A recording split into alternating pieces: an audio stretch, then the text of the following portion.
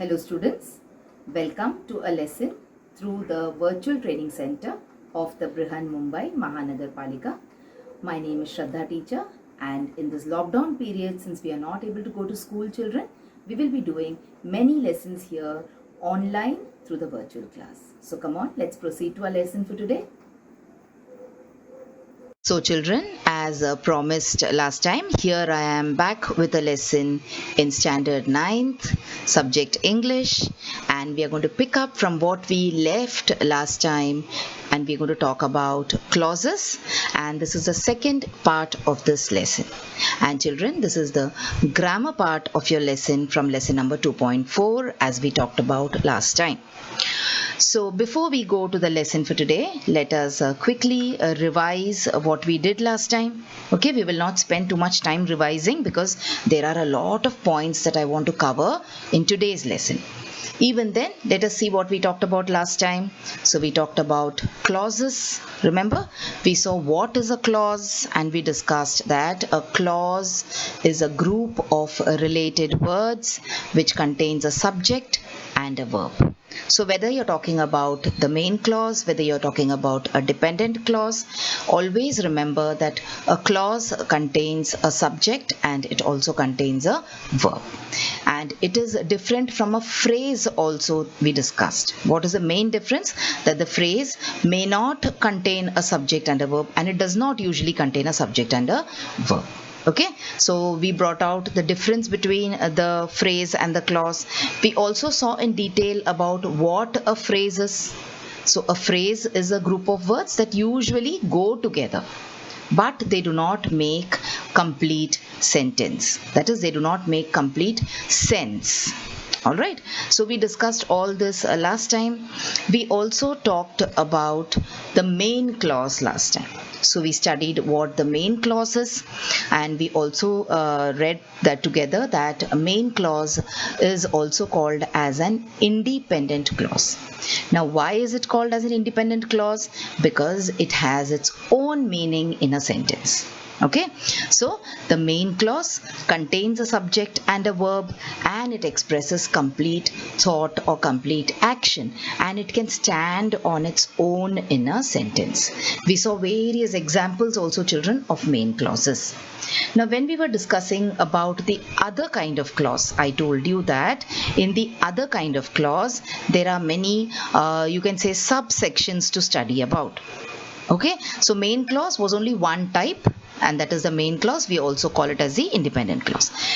The next type of clause that we are going to study about today is subordinate clause. And when we discussed about subordinate clauses, I told you that subordinate clauses may be of different types. So don't get confused. So clauses are mainly of two types. We have the main clause and we have the subordinate clause. Subordinate clauses again have three types that we will study about today with a lot of examples, so that the idea of the different types of subordinate clause and also what a subordinate clause means will be very, very clear to you. Okay, so what is a subordinate clause? Now, I told you that a subordinate clause is also called as a dependent clause. Dependent means what? And if you remember, I gave you the example of your papa, mummy and you children.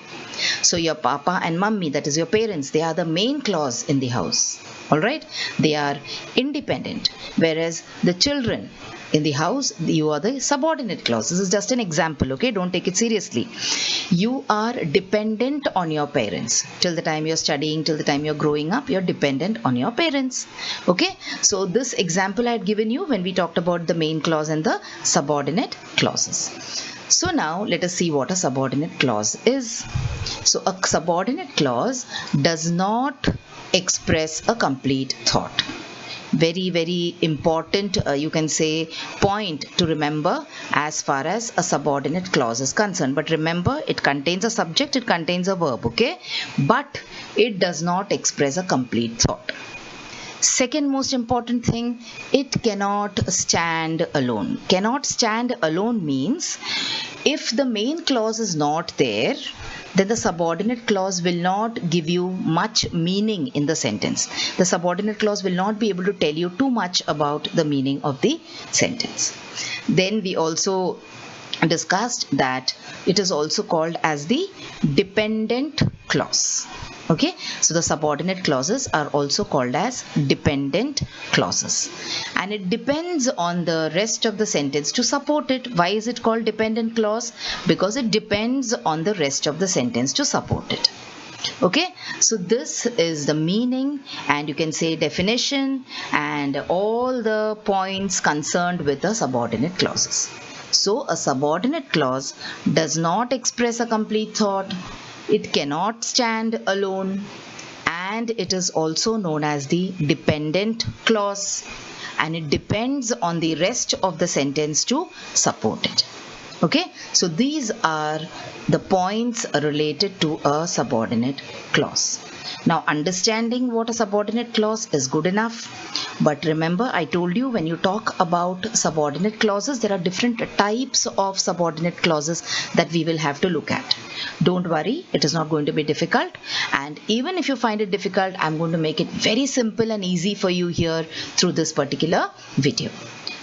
So once again, you can also say about subordinate clauses, here we said that it does not express complete thought, it cannot stand on its own, etc., etc. We can also say one thing in support of subordinate clauses, and that is subordinate clauses are used to add more meaning to the information which is given in the sentence. Okay, so there is some kind of information which a sentence wants to give you, and the subordinate clause will add more meaning or add more information to the sentence. It will supplement the information which is given by the sentence. Okay, so look at some examples here. So subordinate clause and main clause. The subordinate clause is given in purple letters and the main clause is given in blue letters. So I crept inside. It has got complete meaning. I crept inside. So this is the main clause. Now, I crept inside means slowly I tried to get into a place. Creeping. Now, creeping is not exactly a movement which is associated with human beings. Now, creeping is done by insects or by snakes, lizards, etc., reptiles. Okay, but here creeping inside means when you want to do something very quietly, you do a kind of an action or a movement which you can say is creeping. Okay, creeping means you will lie on your stomach and creep. Those kind of movements are also done by people who work for the army, etc. Alright, so here see, I crept inside. Full sentence, full meaning, I crept inside. If you want to add some more information to this I crept inside, then you add the subordinate clause, that is, although I was scared. So I was very scared. Scared means I was very scared, afraid. Okay, I was very afraid, but I crept inside. So now you understand what is the meaning of a subordinate clause. Now just imagine if I write only although I was scared. If I write only the subordinate clause, although I was scared. Now this although I was scared has got a subject and it has got a verb, but does it give you complete meaning? Although I was scared, what? Did I go to sleep? Although I was scared, I jumped off the building. What? You do not get a meaning to this particular sentence. So that is why the although I was scared is a subordinate clause and it supports the main clause I crept inside. But without the main clause I crept inside, this does not have any meaning. So we say that it is dependent on the main clause. Okay, so this is one example. Let us move to the next example. The boy who was 10 jumped. Now you can see here, this is a little different from the first example.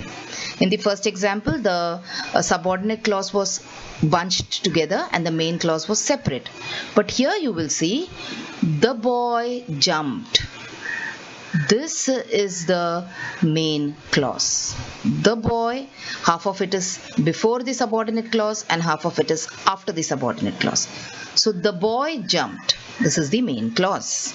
Okay, underlined with red and in blue letters. So now what is the subordinate clause? Who was 10? So which boy jumped? Who was 10? The boy who was 10 years old, he jumped. So who was 10 is the subordinate clause. Now I've written short forms for them. MC is the main clause and SC is the subordinate clause. Okay, children, so I think that this one picture and these two examples are enough for you to understand what the meaning of a subordinate clause is. So it contains both kind of, you can say, examples, both kind of sentences where the subordinate clause is in the beginning, sometimes it is in the end also. Okay, I can also write, I crept inside although I was scared. That is perfectly fine. Okay, and also we saw the example where the subordinate clause is in the middle of the main clause. The main clause is split up and there is a subordinate clause in the middle. Okay, children, so this is what a subordinate clause mean, and we saw two examples of subordinate clauses as well. Now let's move on and let us see one more example. So see, the boy who won the first place in the race.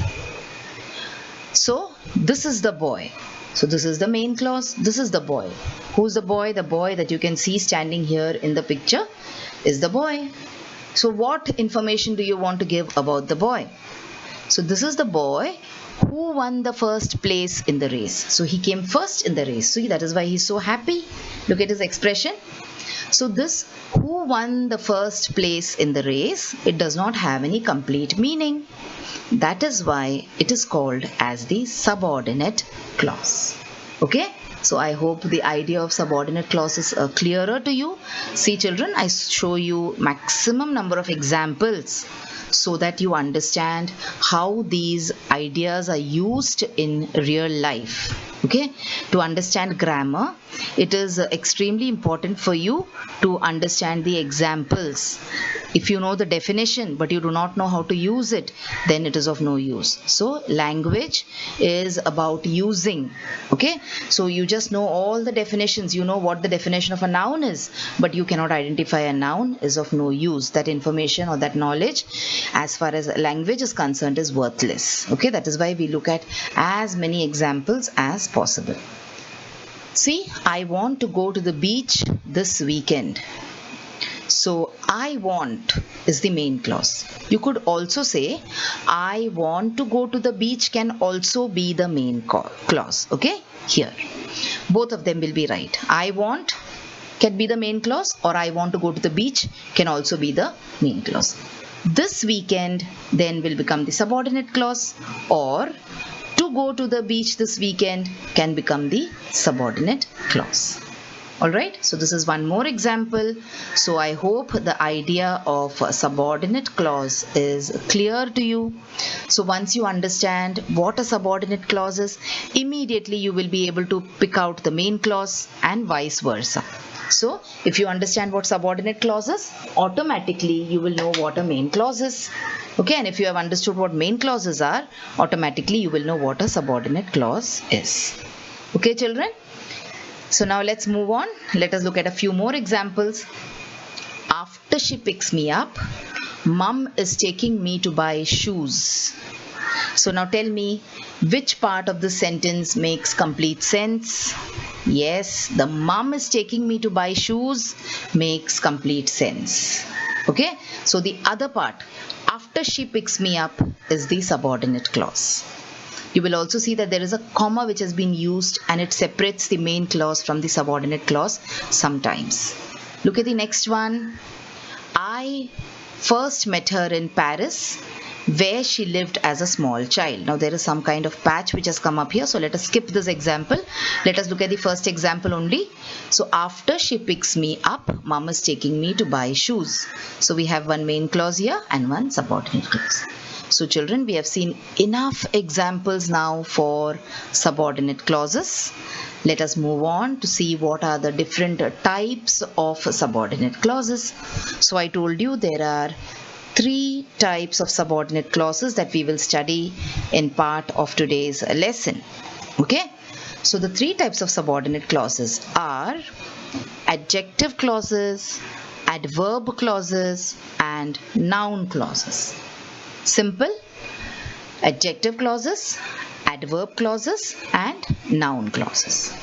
So now let us move on and check out each one of them. But remember, to be a clause, a group of words must have a subject and a predicate. A subject is a noun and a predicate is the verb. So remember, if it doesn't have a subject and a predicate, it is not a clause, it is a phrase. Okay? So this is what we are going to remember always, and keep it behind your head when you're learning about the different types of clauses also. I will also keep reminding you when I tell you about each of the clauses. So this is the qualification for a clause. A clause should have a subject and a predicate, whether it is a main clause or whether it is a subordinate clause. Come on now, let's go and look at each of the types of subordinate clauses. Now children, before we go there, let me tell you that in adverb clauses, there are various types of adverb clauses, okay? But we are not going to touch upon all of them. We will look at only the ones which are relevant to us in the 9th standard level. Because if you sit and study grammar, if you go to see grammar, it is like an endless thing. You can go on and on and on. But then we have to know where to draw the line and how much we will need at which stage of our studies. Okay? So we will first start with adjective clauses. Here also I will try and give you as many examples as possible so that the idea is clear to you.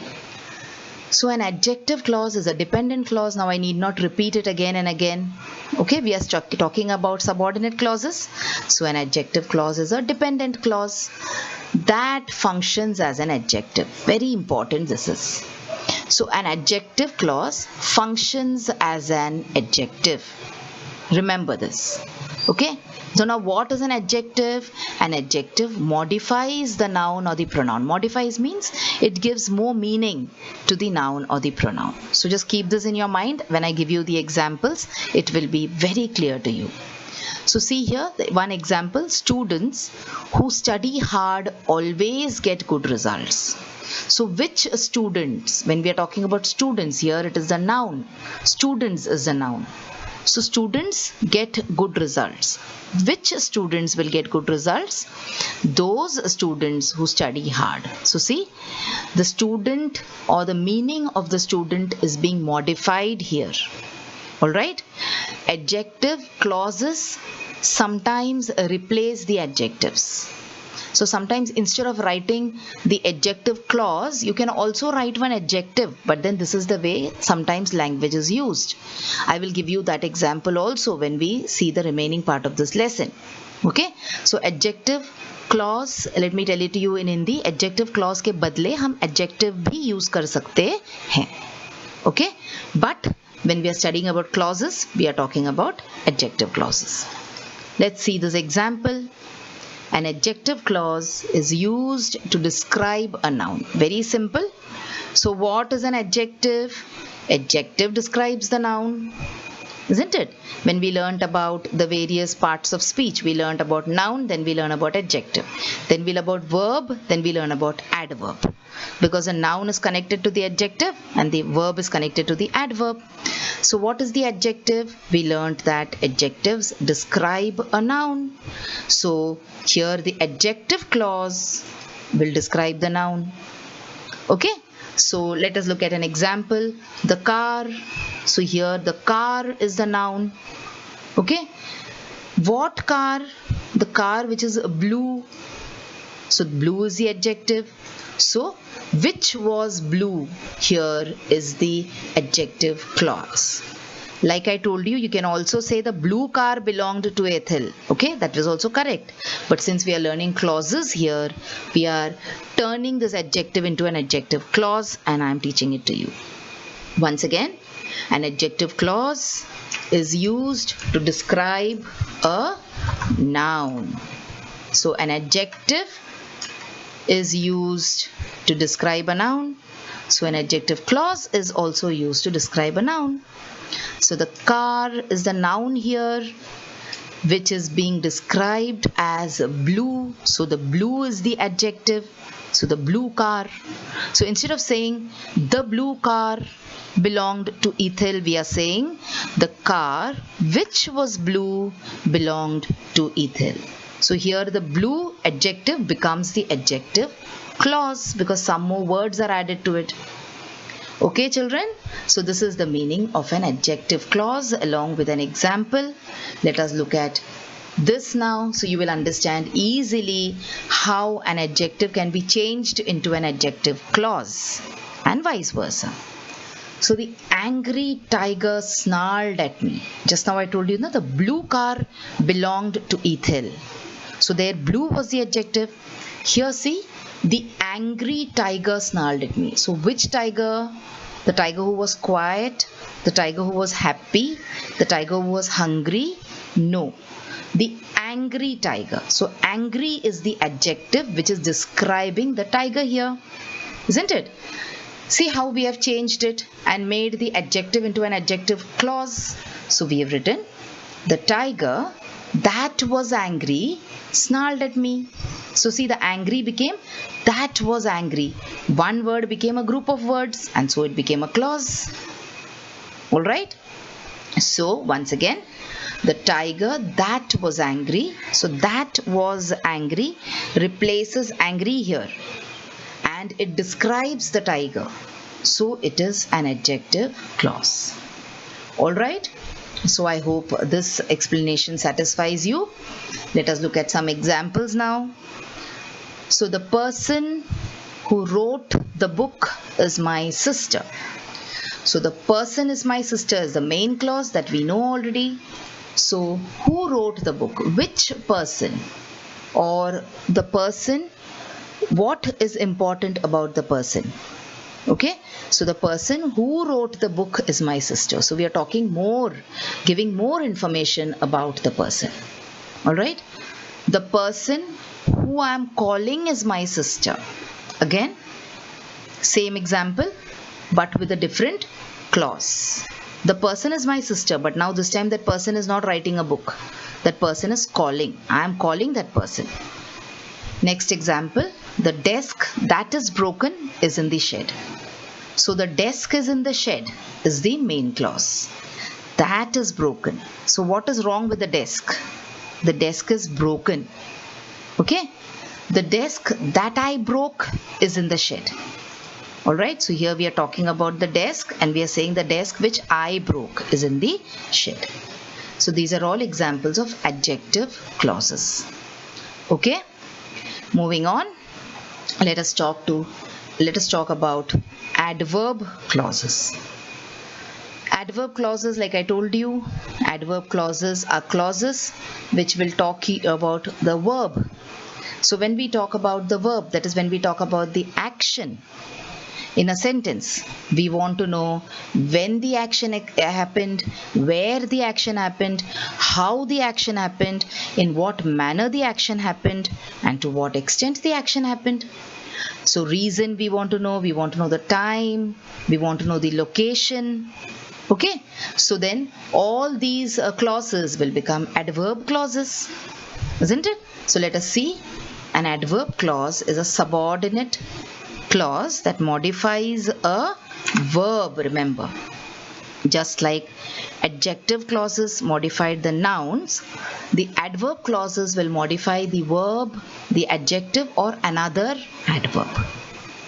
Okay, so remember, just like the adjective is connected to the noun, the adverb is connected to the verb or sometimes to the adjective also. So like an adverb clause will also tell you where, when, how, why, under what condition, to what extent, etc. So remember this and remember the examples that we did for adjective clauses and try to associate them to understand this more easily. So just like adjective clauses act like adjectives and they support the noun or they give us more information about the noun, adverb clauses here talk about the verb. isn't it? So moving on, let us see what are the types of adverb clauses. So you have adverb clause of time, reason, purpose, place and manner. There are some other types of adverb clauses also, but then we will not look at them today. Okay? And why? The reason I told you right in the beginning of this lesson. So let us talk about some of the types of adverb clauses with examples, and then I will give you an assignment to talk or to find out examples about the other types. Okay? So let us look at some examples of adverb clauses in a very interesting manner. We will break down the examples and try to understand them. So they played where we had planted some seeds. Okay? So you had planted some seeds and you were waiting for the seeds to grow, but they went and they played over there. So we are not bothered about what happened later. We are only bothered about they played. Okay? So you can see I have used different colors to the letters. So we said in the beginning that clauses should have a subject and they should have a verb. So here we have they played where we had planted some seeds. In this, they played is the main clause. Okay? So now let us see which is the adverb clause and why it is a particular kind of adverb clause. Now children, sometimes grammar lessons are a little heavy to understand. You might get tired also, so you can do one thing. If you get tired, you can pause the video, do something else, watch some other lesson and then come back and start again so that you don't get bored. Okay? So they played. So the played here is the verb. So we know that adverb clauses, they go along with the verbs. So they played is the verb. So we are talking about more about the verb. So where we had planted some seeds is the adverb clause. Okay? So played is the verb. So where did they play? Where we had planted some seeds. So where we had planted some seeds is the adverb clause. Now if you look at the word carefully here, we have the word where. Now where indicates location or it indicates place. So therefore this where we had planted some seeds is the adverb clause of place. So is it clear to you now how we find out what kind of adverb clause it is? Moving on, let's see the next one. It rained yesterday when we were going to the market. Okay? So rained here is the verb. We know it. When we were going to the market is the adverb clause. Concentrate on the word when. When means a time. We are talking about time when we use the word when. So this particular adverb clause, when we were going to the market, is an example of adverb clause of time. Simple, isn't it? Next example, your teacher will tell you why your answer was wrong. So tell, here is the verb. Why your answer was wrong is the adverb clause. What kind of adverb clause is it? So search for the keyword which is why. So when I'm asking you why, means what am I saying? Why did you not come to school yesterday? I'm asking you the reason, isn't it? So why indicates a reason. So this particular adverb clause, why your answer was wrong, is the adverb clause of reason. So see children, out of the 5 kinds of clauses that we talked about, adverb clauses, 3 we have seen. Adverb clause of place, adverb clause of time and adverb clause of reason. So let me give you a small assignment here at this point.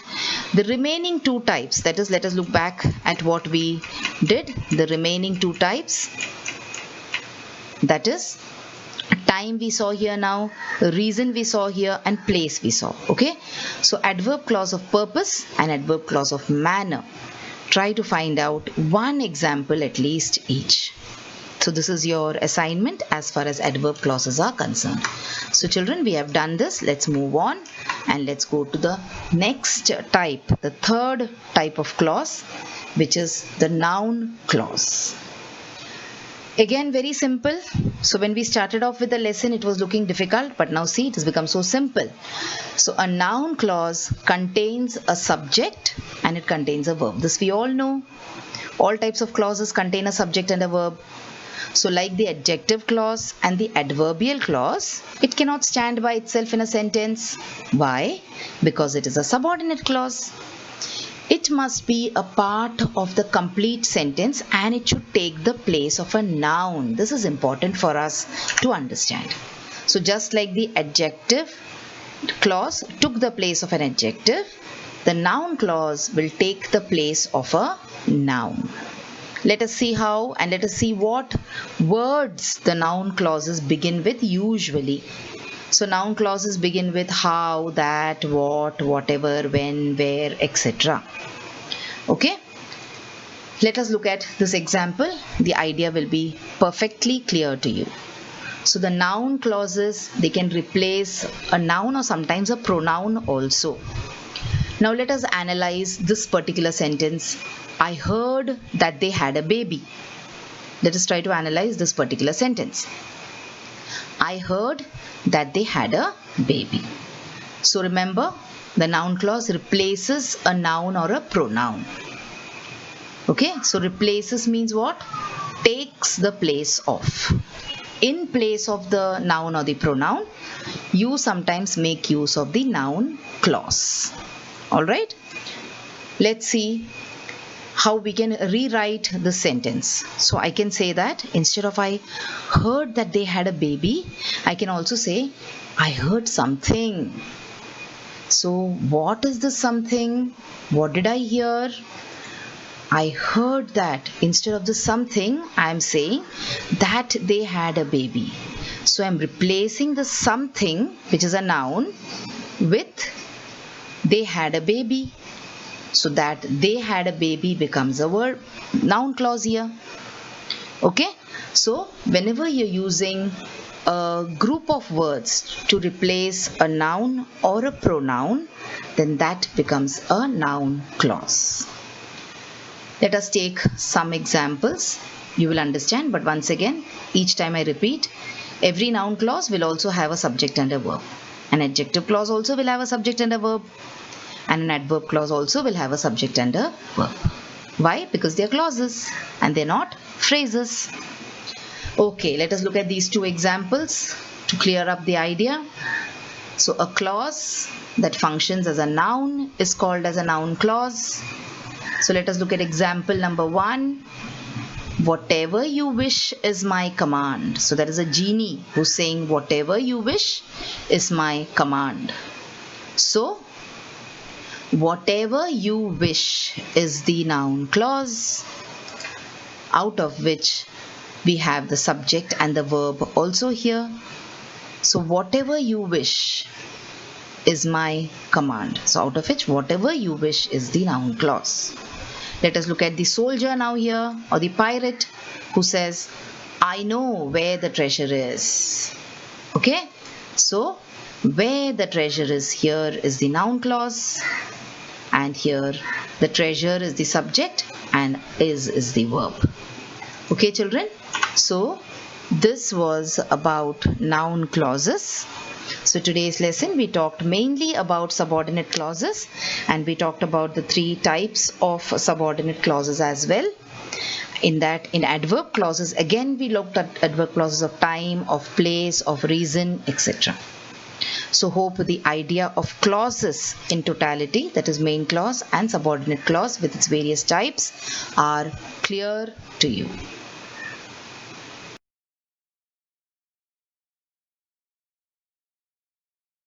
So children, wasn't that a wonderful video? And did you enjoy watching it? So if you want to watch more such videos in future, then please like this video and also subscribe to our channel, the MCGM Portal for Education, and also hit the bell button so that you get notified whenever I upload a new video here. Thank you so much for now. Let's meet again soon.